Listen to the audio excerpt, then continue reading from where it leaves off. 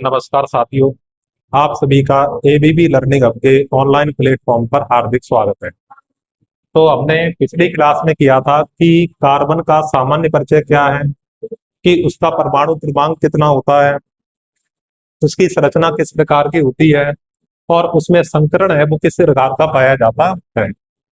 आज अपने क्या करेंगे कि अणु व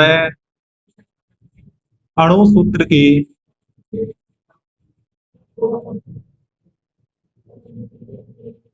इलेक्ट्रॉन बिंदु संरचना, इलेक्ट्रॉन बिंदु संरचना के बारे में अपने पढ़ेंगे। तो इसके लिए हमें इसको थोड़ा विस्तार से देखेंगे। फिर हम वन बाई वन, जैसे ऑक्सीजन का अणु है, कि ऑक्सीजन का अणु होता है तो उसको अपने क्या बोलते हैं, O2। नाइट्रोजन का अणु है N2। ठीक है। इसी प्रकार से जैसे कोई अणु सूत्र दिया हुआ है हमें CH4, के इन सभी की इलेक्ट्रॉन बिंदु संरचना किस प्रकार से बनाते हैं वो आज अपने इस क्लास में सीखेंगे। तो किसी भी यौगिक की, तत्व की या अपने अणु या अणु सूत्र की इलेक्ट्रॉन बिंदु संरचना बनाने के लिए सबसे पहले हमें उसका कोश विन्यास का पता होना चाहिए, कि उसका कोश विन्यास अपने किस प्रकार से ज्ञात करते हैं। तो उसके लिए परमाणु संरचना को अपने सामान्य रूप से समझेंगे कि बीच में क्या होता है, प्लस होता है। प्लस वाले को अपने क्या बोलते हैं, नाभिक बोला जाता है। तो ये होगा नाभिक। और परमाणु की चारों तरफ उसके क्या होते हैं, कोष या कक्षाएं होती हैं। और इन वृत्ताकार कक्षाओं में क्या होते हैं, इलेक्ट्रॉन चक्कर लगाते हैं। इसमें जो पहला कोष होगा उसको अपने बोलेंगे के, दूसरा कोष होगा उसको बोलेंगे एल, ये होगा वो एम, और ये होगा वो एन होगा। तो के, एल, एम और एन। और यहाँ पे इनकी संख्या होगी तो एन बराबर यहाँ पे होगा 1, एन बराबर में 2, एन बराबर में 3 और एन बराबर में क्या होगा, 4 होगा। तो यहाँ पे जो कोष है या कक्षाएं, इन्हीं को अपने क्या बोलते हैं, सेल बोला जाता है। ये कौन कौन से होते हैं, तो पहला होता है के, एल, एम और एन। यहाँ पे अपने दूसरी तरफ देखें, कोष की संख्या, कोषों की संख्या या कोष की संख्या को अपने एन के द्वारा रिप्रेजेंट करते हैं। तो एन का मान क्या होगा इसके अंदर, एन का मान होगा जैसे के लिए 1, 2, 3 और ये 4 होगा। तो किसी भी कोष में अधिकतम इलेक्ट्रॉन की संख्या ज्ञात करने का एक सूत्र होता है 2n की स्क्वायर। उससे पहले देखो कि परमाणु की ये सामान्य संरचना है, कि बीच में क्या होता है कि परमाणु का जो बीच वाला भाग होता है इसको बोलते हैं अपने नाभिक। क्या बोला जाता है, नाभिक होगा।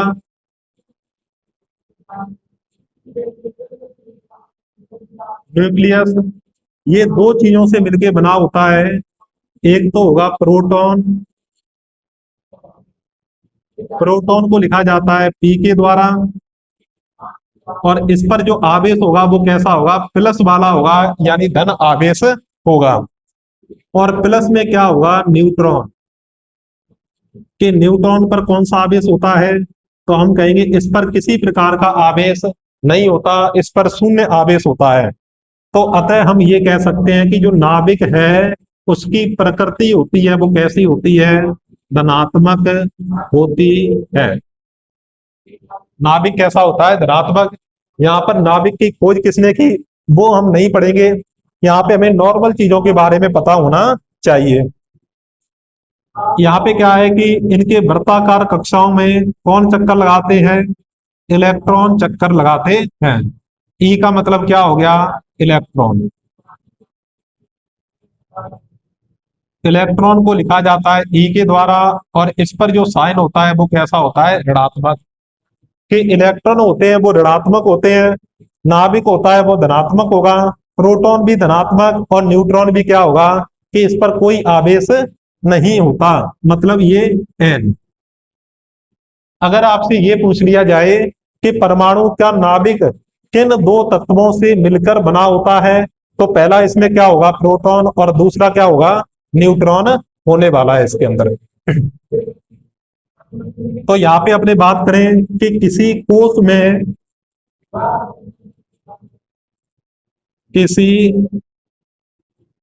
कोश में उपस्थित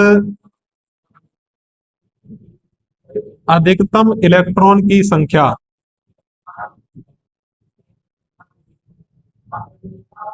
अधिकतम इलेक्ट्रॉन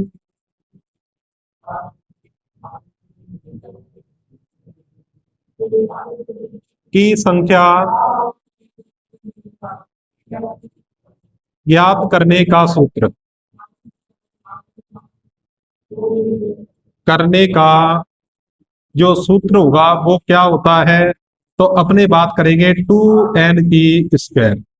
कैसा होगा, 2n की स्क्वायर होगा।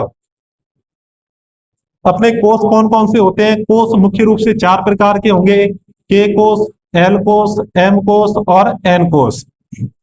और इनकी संख्या के बारे में, एन के मान के बारे में बात करें तो 1 2 3 और 4 होगा। तो यहाँ पे अपने ये कह सकते हैं कि प्रत्येक कोष में हम अधिकतम इलेक्ट्रॉन की संख्या ज्ञात कर सकते हैं। जैसे मैं यहाँ पे बात करूं कि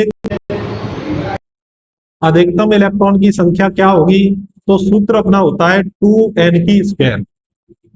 तो यहाँ पे n बराबर में क्या होगा, 1, यानी 2 गुणा में 1 की स्क्वायर। 1 की स्क्वायर 1 होती है, 1 का 2 से गुणा करेंगे तो कितना आएगा, तो हम कहेंगे 2 आएगा सर, 2 इलेक्ट्रॉन।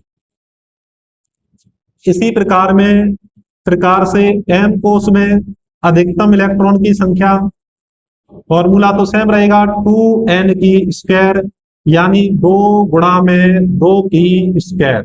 यानी n का मान क्या होगा इसके लिए, किसके लिए, m के लिए। n का मान कितना होने वाला है, 2 होगा। 2 की स्क्वायर 2 गुणा में 2 यानी 4, 4 का 2 से गुणा करेंगे तो आ जाएगा 8। तो एम कोष में अधिकतम इलेक्ट्रॉन की संख्या होती है वो कितनी होगी, 8 इलेक्ट्रॉन होगी।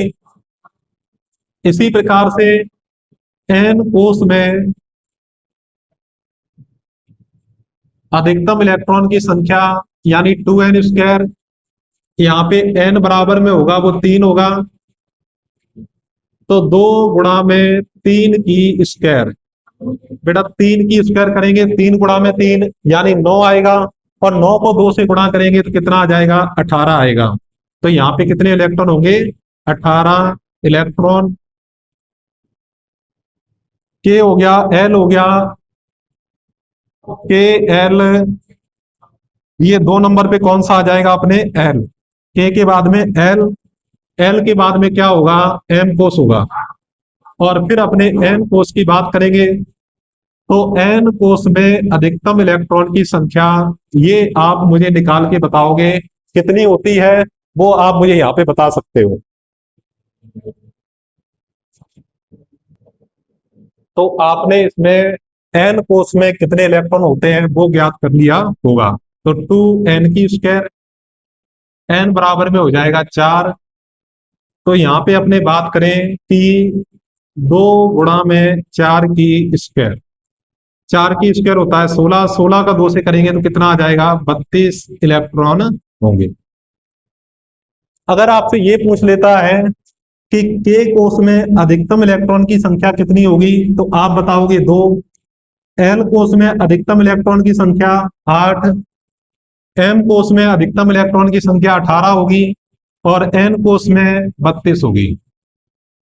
तो कई बार हमें डायरेक्ट ही क्वेश्चन ये पूछ लिया जाता है कि इनमें इलेक्ट्रॉन की अधिकतम संख्या है वो कितनी होती है। तो इसके आधार पे अपने क्या करेंगे कि सभी प्रकार के तत्व हो गए, अणु और अणु सूत्र की अपने इलेक्ट्रॉन बिंदु संरचना बनाएंगे। तो देखो,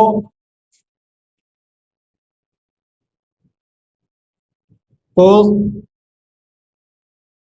कौन से हैं? के, एल, एम और एन। अधिकतम इलेक्ट्रॉन की संख्या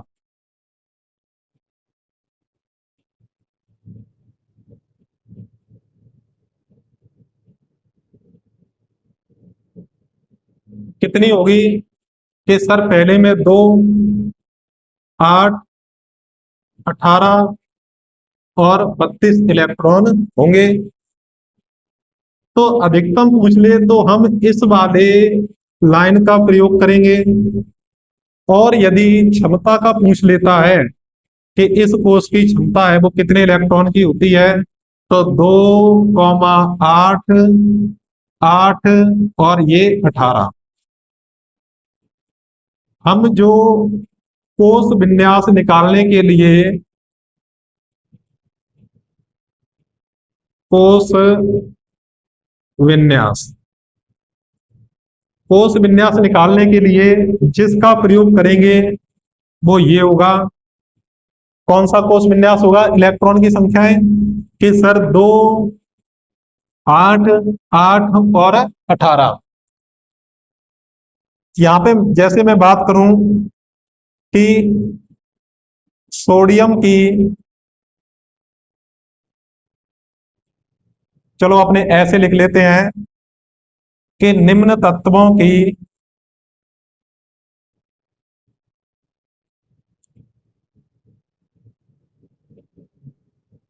इलेक्ट्रॉन बिंदु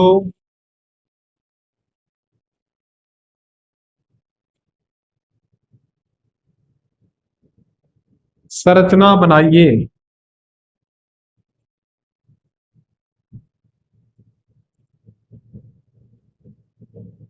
निम्न तत्वों की इलेक्ट्रॉन बिंदु संरचना बनाइए।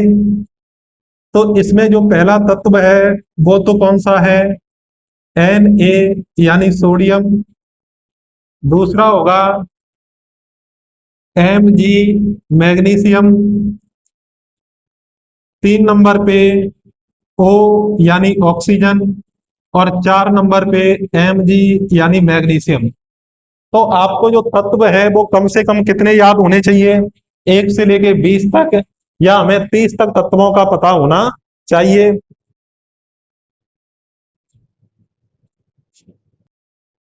तो अपने इन सभी तत्वों की इलेक्ट्रॉन बिंदु संरचना बनाएंगे।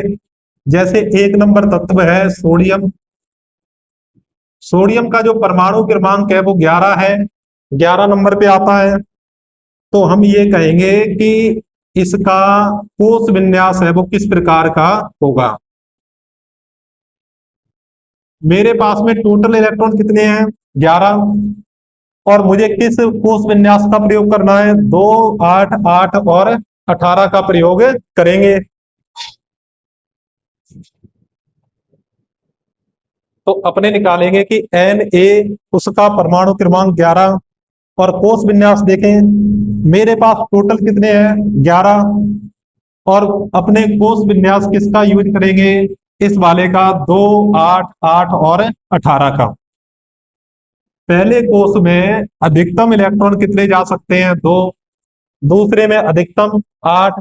8 से अपने ज्यादा नहीं भर सकते, इससे कम कर सकते हैं लेकिन ज्यादा नहीं कर सकते। तीसरे में अधिकतम 8। और चौथे में कितने होंगे? अधिकतम 18 भर सकते हैं। 11 है तो 2, 8। ठीक है, तो 2 और 8 कितने हो गए? 10। और 10 में अपने 10 हो गए। अपने पास में टोटल कितने हैं? 11। तो एक इलेक्ट्रॉन आ जाएगा यहाँ पे। तो इसके बाह्यतम कोष में इलेक्ट्रॉन की संख्या कितनी है? 1 है। कि अगर आपसे ये पूछ ले कि सोडियम के बाह्यतम कोष में इलेक्ट्रॉन की संख्या कितनी होगी, तो वो होती है 1। कितनी होती है? 1 होगी। तो अगर इसको अपने क्या निकालें, इसकी संयोजकता निकालना चाहें, तो इसके बाह्यतम कोष में कितनी है? 1 इलेक्ट्रॉन है। या तो ये तीसरे कोष में टोटल होते हैं अपने 8 इलेक्ट्रॉन। तो या तो ये एक इलेक्ट्रॉन को क्या कर दे, त्याग दे। अगर एक इलेक्ट्रॉन को त्यागता है तो इस पर जो त्यागने पर आता है प्लस चार्ज, और ग्रहण करने पर आता है माइनस। त्यागेगा तो प्लस होगा, कितने त्यागे, एक इलेक्ट्रॉन को, तो एक होगा। तो इसकी जो संयोजकता बनने वाली है वो कितनी होगी, एक। और इसको अगर ग्रहण करने होंगे या ये ग्रहण करना चाहे तो क्या होगा, 7 को ग्रहण करें। अब जब कोई तत्व इलेक्ट्रॉन को ग्रहण करता है तो उस पर आता है माइनस, -7 हो सकती है कि सर या तो एक इलेक्ट्रॉन को त्याग दे या अपने क्या करे, 7 इलेक्ट्रॉन को ग्रहण करे। तो इसके लिए जो आसान काम होगा वो कौन सा होगा, एक इलेक्ट्रॉन को त्यागना। जब एक इलेक्ट्रॉन त्यागता है तो उस पर क्या आएगा, +1 होगा। प्लस आएगा, एक त्यागा है तो एक आएगा। तो मैं यहां पे लिख सकता हूं इसकी संयोजकता, वैलेंसी कितनी होगी, +1। अब इसकी संरचना की अगर अपने बात करें तो बहुत ही आसान तरीके से अपने निकाल सकते हैं कि मैंने लिखा Na। अब इस पर जो इलेक्ट्रॉन आएंगे वो सिर्फ बाह्यतम कोष वाले इलेक्ट्रॉन आते हैं। बाह्यतम कोष में इलेक्ट्रॉन की संख्या कितनी है, एक। तो इस पर अपने एक इलेक्ट्रॉन को अपने ऐसे दर्शा सकते हैं, और ये क्या हो जाएगा, सोडियम की इलेक्ट्रॉन बिंदु संरचना होगी। यहां से एक क्वेश्चन और पुटअप हो सकता है कि जैसे के, एल और एम, कि सोडियम के कोष में अधिकतम इलेक्ट्रॉन की संख्या कितनी होगी।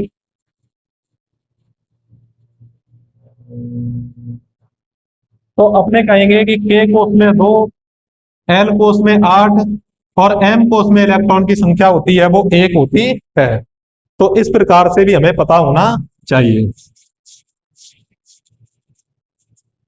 दूसरा तत्व कौन सा है वो अपने देखेंगे। दूसरा जो तत्व है वो है मैग्नीशियम, 2 नंबर पे। मैग्नीशियम का जो परमाणु क्रमांक है वो 12 होगा। कोष विन्यास, मेरे पास में टोटल इलेक्ट्रॉन कितने हैं, 12 हैं। तो कोष विन्यास, पहले कोष में जाएंगे 2 इलेक्ट्रॉन, दूसरे में 8 और तीसरे में 2। तो ये होगा के, एल और एम।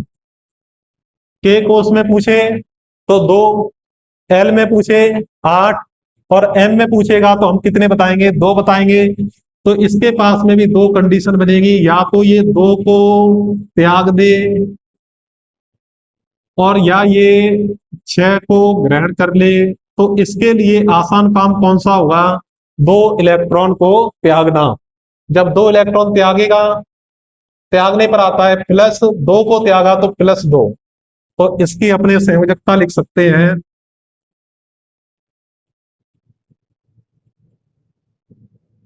वैलेंसी वो होगी अपने +2 होने वाली है। संरचना, सर बाह्यतम कोष में इलेक्ट्रॉन की संख्या कितनी है, 2 है। तो Mg के ऊपर 2 इलेक्ट्रॉन को इस प्रकार से लिख देंगे। 3 नंबर, ऑक्सीजन, प्रतीक आपका O होगा और इसका जो परमाणु क्रमांक होता है वो होता है 8।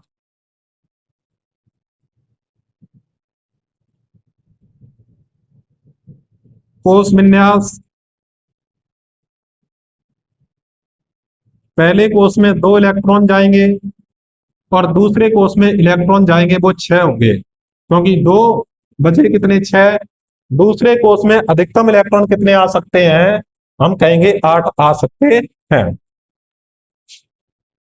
या तो ये 2 इलेक्ट्रॉन को ग्रहण कर ले या ये 1 को त्याग दे। सॉरी 6 को त्याग दे। तो इसके लिए आसान काम क्या होगा, 2 को ग्रहण करना। ग्रहण करने पर आता है माइनस, 2 को ग्रहण किया है तो -2 होगी। तो अपने इसकी संयोजकता लिख सकते हैं कि संयोजकता -2। संरचना, ऑक्सीजन है, बाह्यतम कोष में इलेक्ट्रॉन की संख्या 6 होगी। तो 1 2 3 4 5 और ये 6, इस प्रकार से क्या होगी, इसकी इलेक्ट्रॉन बिंदु संरचना बनेगी। इसके बाद अपने अगले पे बात करते हैं, जो कि मैं, इतना आपने लिख दिया होगा।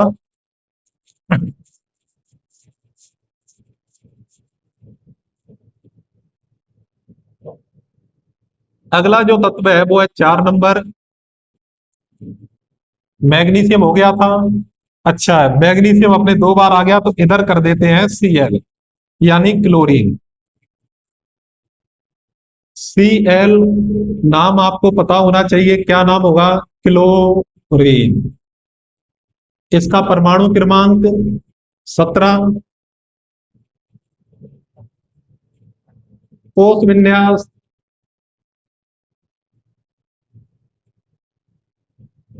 पहले कोष में 2 इलेक्ट्रॉन होंगे, दूसरे में 8 और तीसरे में 7 इलेक्ट्रॉन होंगे।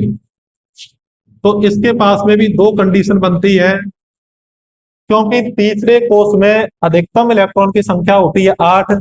या तो ये 1 को ग्रहण करे,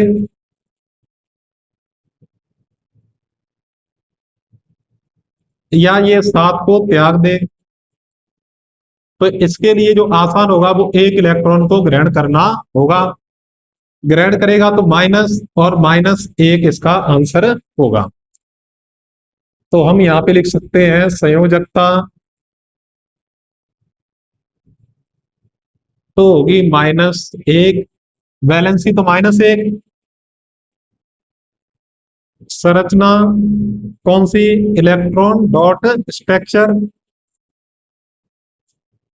Cl बाह्यतम कोष में 7 है, तो 1 2 3 4 5 6 और ये क्या हो गया, 7। तो क्लोरीन की इलेक्ट्रॉन बिंदु संरचना इस प्रकार से बनेगी। तो हम इस प्रकार से तत्वों की इलेक्ट्रॉन बिंदु संरचना किसी की भी हम निकाल सकते हैं। और इसके बाद अपने पढ़ेंगे कि अणुओं की, यानी N2 O2 या अपने H2, उनकी इलेक्ट्रॉन बिंदु संरचना कैसे बनती है। और फिर हम अणु सूत्र की भी इलेक्ट्रॉन बिंदु संरचना के बारे में पढ़ेंगे। तो आज की क्लास में अपने इतना ही करेंगे। आपको क्लास कैसी लगी वो आप कमेंट बॉक्स में बता सकते हैं। अगर आप अपने YouTube चैनल पर नए हैं तो ABB लर्निंग हब के YouTube चैनल को सब्सक्राइब कर लें, ताकि आने वाले वीडियो के नोटिफिकेशन आपको प्राप्त होते रहे। धन्यवाद।